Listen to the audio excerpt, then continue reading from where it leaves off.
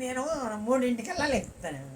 3:00కి లేచి ముఖం కడుక్కుని శుభ్రంగా నాకు వచ్చి గోరెచ్చని నీళ్ళు తాగుతాం. ముందు నా పేరు సావిత్రమ్మ, రెడ్డిమ్మ అని పిలుస్తారు అందరూ. 7 నీళ్ళు తాగాక తెల్లారే 5 అయిపోద్ది. మళ్ళీ కాఫీ తాగుతా.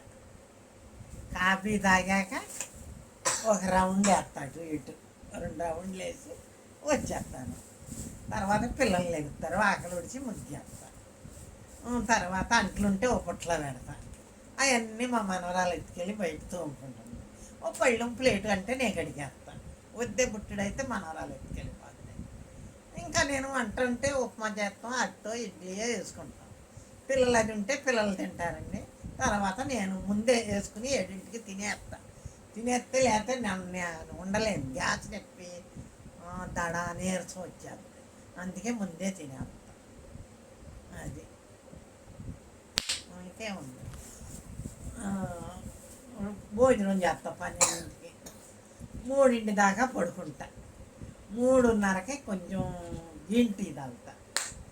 గ్రీన్ టీ తాగి బయటికి వెళ్తాను. అక్కడ వంటరింగ్ వాళ్ళ ఇంటికాడ ఒక 5-6 దాకా కూర్చుంటా. ఆ కవరని ఈ కవరని ఎంకమ్మదే తొమ్మదే అయ్యే చెప్పుకుంటాం. కొంచెం కూర్చుంటా. 6:30కే బయలుదేరి వచ్చేస్తా. 6 అయిపోయిందని నాకు అన్నం అరగదు. నేను 6:00కల్లా ఇంత అట్టో లేకపోతే ఉప్మానో లేకపోతే అన్నమో తినేయాలి. 8ంటికి తిన్నాను అనుకో వాంతులు వస్తాయి.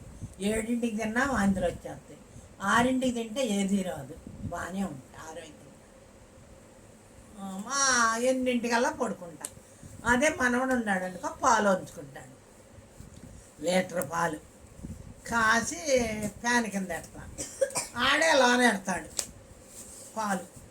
తెల్లారి మళ్ళీ కాఫీకి కావాలి కదా, మేగడంతా తీసేసి పక్కన పడేసి కాఫీ పెట్టుకుంటాను. మళ్ళీ ఎప్పుడు మామూలుగానే వాళ్ళు ఎగరు 7 దాకా. నేనే లెగుతా 3ంటికి 2ంటికి. నిద్ర అడతలు ఈ మధ్య లేచి కూర్చుంటా. మళ్ళీ పిల్లలు అది ఉంటే అందరూ లెగుతారని నేను టీవీ పెట్టను, ఫోను పెట్టను. ఫోన్ కొని చూస్తే పిల్లలు లెగుతారు. ఏమి చూడకుండా మామూలుగా వాకింగ్ చేస్తా. ఇక్కడి నుంచి ఇక్కడికి 5-6 రౌండ్లు వేస్తా. ఒక గొట్ట పెట్టుకుని ఇట్టా నా పాముతానండి. బాగానే ఉంది ఆరోగ్యంగా. వల్ల అదే. బాయ్.